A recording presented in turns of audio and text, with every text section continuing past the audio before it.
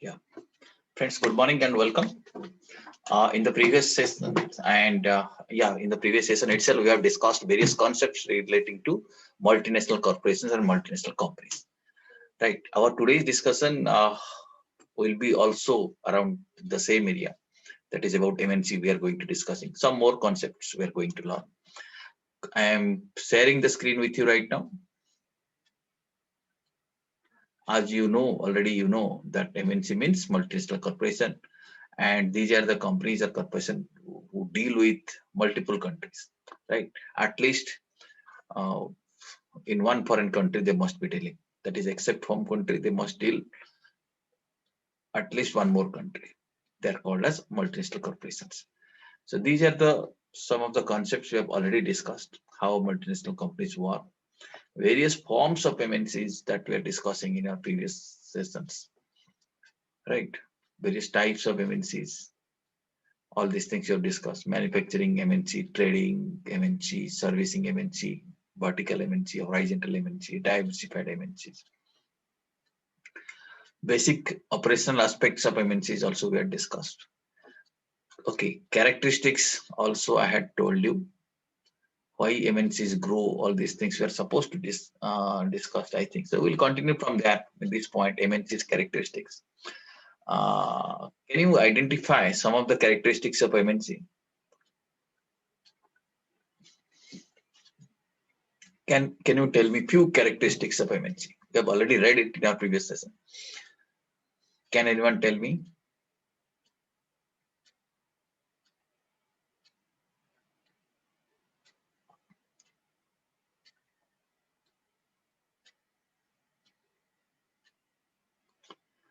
No one is able to say any characteristics. Well, then let me explain you again.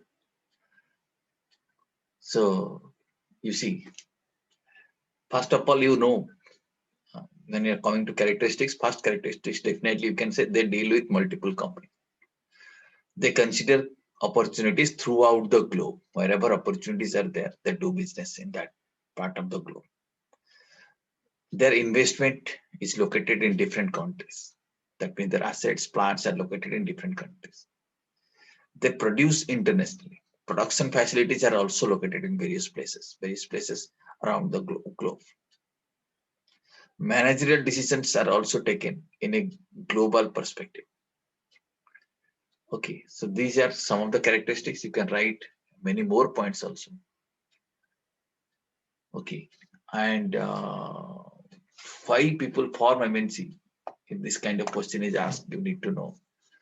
There are various reasons for formation of MNCs. First reason might be to protect companies, to have a protection against uncertainties, against risk, and against changes in political policies, changes in social uncertainties. These are the certain things which affect business. Business gets affected by political policy, social uncertainties. So to have a protection, so MNCs are formed, or company do international business, international trade, to have a protection against all these things. One more reason might be to tap global market. These are the companies want to venture into global market. More products are available, more resources are available. Okay, and customer size is also large. So therefore, they venture into global market, and they also feel their market share will increase. Whatever they are selling, definitely they'll be able to sell more. If they sell more, their market share will increase. Cost reduction is one more reason. So through international business, multinational corporations are able to reduce their cost because most of the costs are fixed. With that fixed cost, if sales increases, so cost per unit decreases. I think I had explained you earlier. And also MNCs are formed to overcome tariff. Tariff means it's a tax on import or export. Okay, so these companies produce goods and services in different countries, so that frequently they don't have to export or import things. Let us say they want to export from here to Australia. If they produce it at Australia, then tariff is set, custom duty is set. And MNCs are also formed to take technological advantage. So different countries might be in a technologically advantageous position. So to take advantages of that, MNCs are formed. Okay, these are some of the reasons which we had already discussed. Why MNCs grow? Because there are various reasons. So when they expand their market territory, the market size is increased. So it has impact on the profit. Consequently, company grows. Okay. And customers also demand product because MNCs market, because of their market superiority, they enter into bigger markets that facilitate their growth. Financial superiority. MNCs are also financially superior. Their financial power is better. Their capital structure is better. Size of the capital that they use to do business is big. Technologically, also multinational corporations are superior. They also focus on product innovation. More and more products are introduced by them. More and more services are also introduced by them. Quality of service is better. These are some of the reasons which facilitate growth of MNCs. MNCs grow because of that. And since MNCs are definitely advantages for the economy of a country, but there are some disadvantages also. We'll be seeing some of the disadvantages. Therefore, the MNC activities most of the countries are regulated. So in our country, let us say to some extent, Reserve Bank of India regulates the activities of MNCs.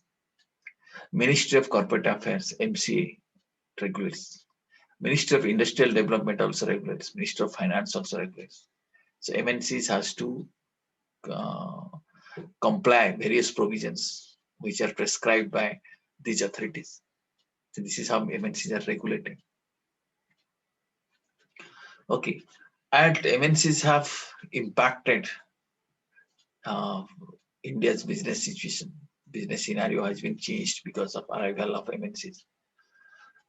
MNCs play a key role. So in the business scenario, major changes that has been felt are listed here. So most of the MNCs, they focus on profit maximization. And because of entry of MNC, international marketing network has been improved. India's marketing network has been improved.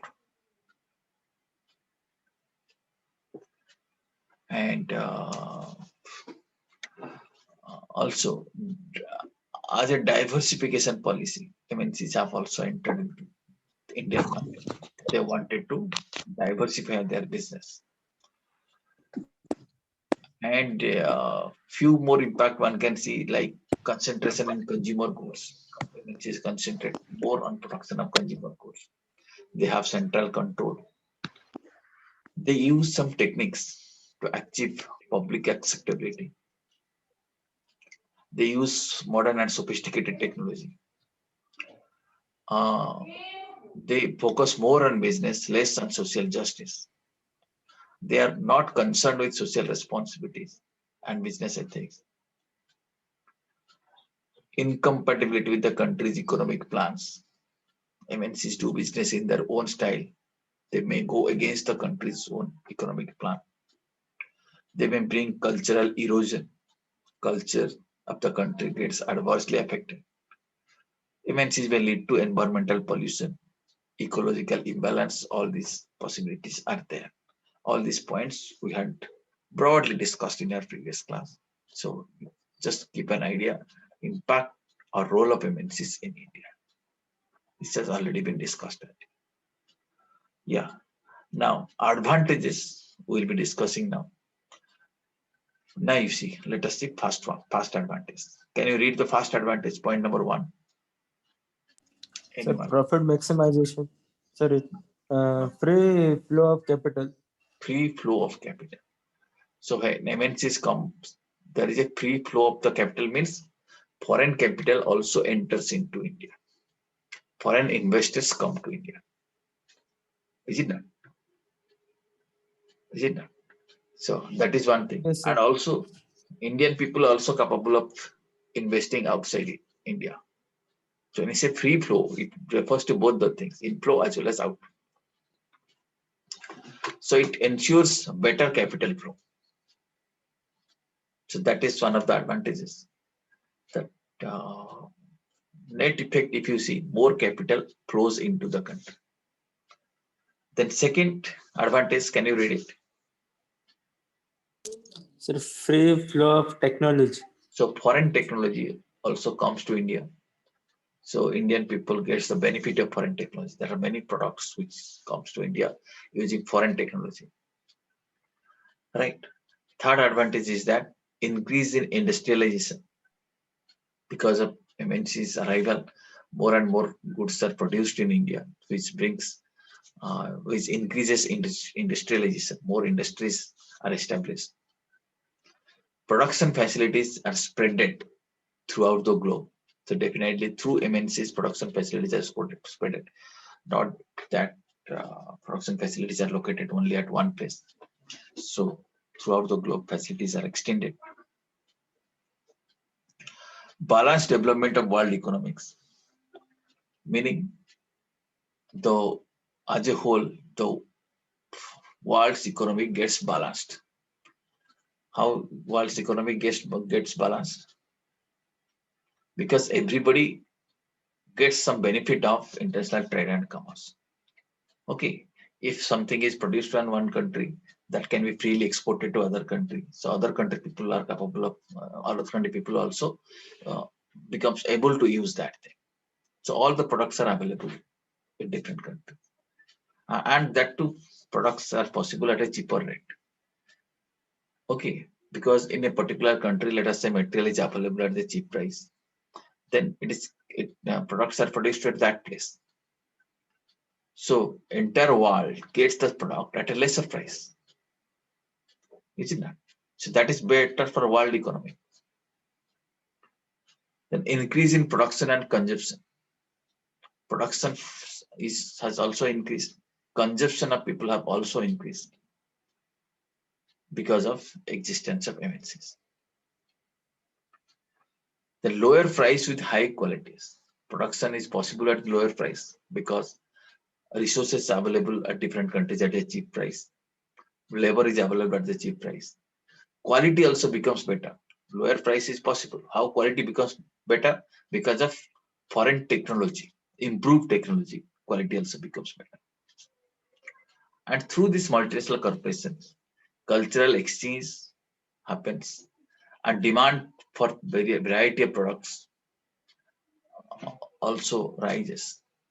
That means people demand many products, and also through these products, through these kind of services, these kind of products or services facilitates cultural exchange. Okay, culture also gets exchange. People know about what kind of, let us say, dresses other countries people are using, what kind of services they are providing, what is the quality of service. Okay, how they behave, people know about this. So this is how cultural exchange happens. Exchange of culture happens. Increase in employment and income. Since more production happens, industrialization grows, so it brings more employment, consequently more income. Standard of living of people also improves. Okay, because products are available at a cheap price. Let us say, if you produce AC in India, it will be very costly. But if you import it from, let us say, from country like South Korea, it will be available at a less price. Since it is available at less price, people are able to afford it, right? So it improves the standard of living. Balanced human development throughout the world. Human development process gets balanced. Everybody gets an equal opportunity to participate in the world business, and as a result, what happens? It increases welfare and prosperity. Prosperity and welfare on a global basis gets increased. So these are the advantages of multinational corporations presence. But as you know, there are disadvantages also. Here is the list of disadvantages. Let us see one by one. First one, please read it. Disadvantages. Number one, So kills domestic business. domestic businesses gets affected. They find it very difficult to compete with international business, compete with multinational corporations. So that gets affected. Point number two, So exploit human resource. exploit human resources. This might be a debatable issue. People believe or critics believe that MNCs exploit human resources. They force people to work more, they pay less. So these kind of issues might be there. Maybe in some specific MNCs. So we cannot generalize, but still, if that happens, this is definitely a disadvantage. Then violation of labor and environmental laws. So this is again maybe specific to some MNCs. So if the MNCs violate labor laws and environmental laws, then that is a definitely a disadvantage. And it is also argued that MNCs brings unemployment or underemployment. People lose also employment because if things gets produced through machines or produced in big factories, the small producers lose their job. Then MNCs also brings a decline in demand of domestic products. That possibility is also there. People may go for a foreign product, so domestic products are avoided. Consequently, uh, domestic business suffers. Income declines. If these things happens because of these advantages, income of people may decline. As a result, what happened? The gap between rich and poor gets widened. And MNCs also facilitated transferring natural resources. Natural resources of a country get transferred to other country. Natural resources like let's say iron ore, uh, bauxite, all these things gets transferred, gets shifted to other countries. Leads to commercial and political colonialism. So some countries gets benefit, rich country gets benefit out of it, poor people suffer. So it is like a colonialism what British have done. They are ruling in different countries by establishing colonies.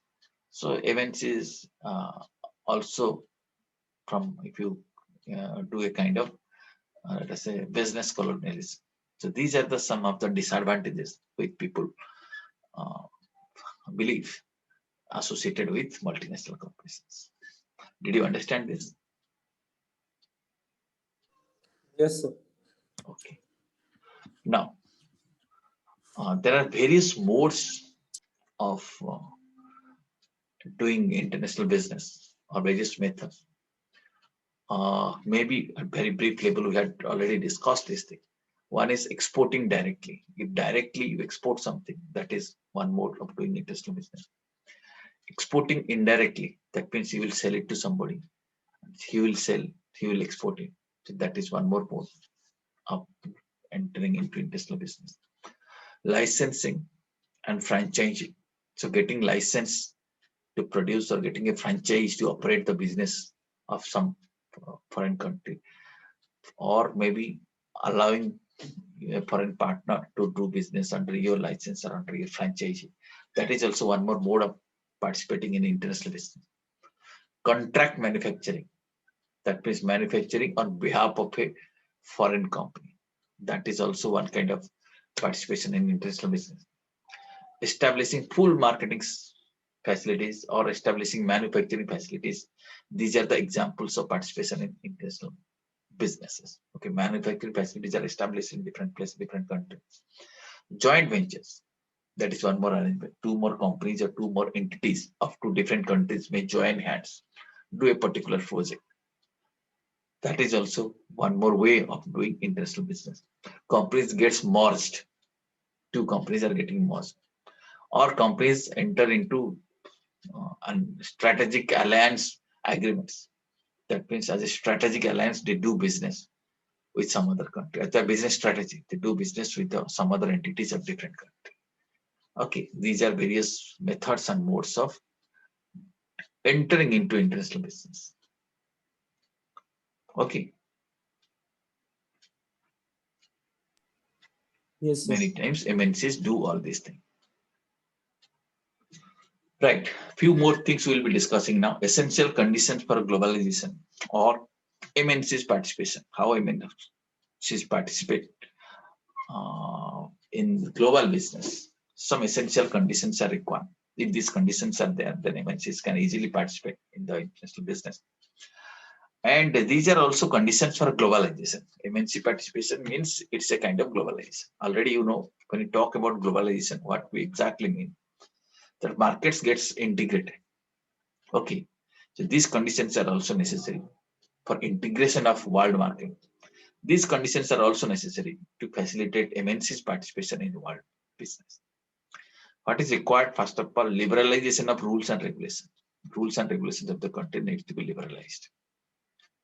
Quota system. Quota means import and export quota or tariff system needs to be removed.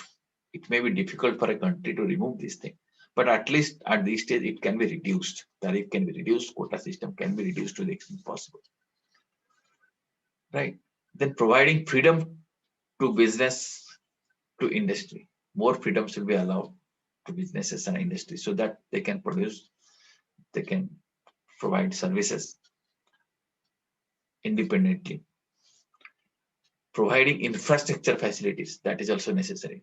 Then only business will grow. Minimum infrastructure facility for transportation, electricity, all these things are required. Availability of water.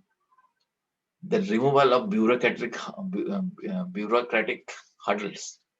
So bureaucratic hurdles also plays an important role in reducing MNC's participation or adversely affect. Okay, bureaucratic hurdles like licensing, obtaining license from the government, obtaining approval from the government. So these things creates problem for businessmen. Encouraging research and development, that is also necessary. So countries should encourage research and development activities so that uh, MNCs can more and more MNCs can participate. Encouraging competitiveness in quality, price, delivery of consumer customer services. So government should encourage competitive competitiveness to ensure that quality is improved, price is reduced, delivery system is improved. Providing autonomy to public sector to compete with private sector. This is also one of its essential conditions. So public sector should be given autonomy so that they can compete with the private sector. That will facilitate. This will public sector also will try to improve their products and services. Providing administrative and governmental support. These things are also necessary. Administrative support and government supports are necessary to ensure that more and more MNCs are participating or international business is encouraged. Developing money and capital markets, money market and capital market developments are also necessary so that international trade and business can happen. Okay. And as you know, entire world business is getting more and more globalized day by day. In India, there are various indications saying that you can understand how economy is getting globalized. New economic policy India has adopted, or the current economic policy facilitates more and more international business participation, right? And we have a Foreign Exchange Management Act that deals with flow of foreign exchange, how foreign exchange can be managed through this law that is regulated. Foreign direct investments are encouraged by the government, and export subsidies. This concept government is removing day by day, and external commercial borrowings are encouraged.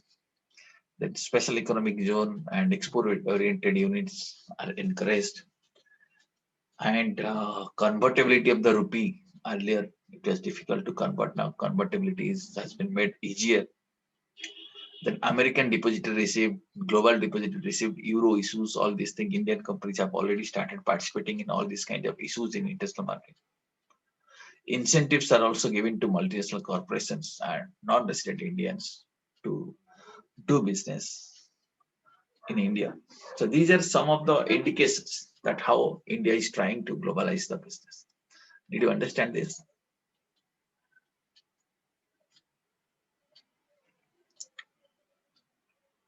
Yes or no? Did you understand up to Yes, sir. this? Okay. Yes, sir. Okay. So now you must have observed the topic. What we have covered is little theoretical, but you need to remember this thing, understand this concept, and so that you will be able to write on your own.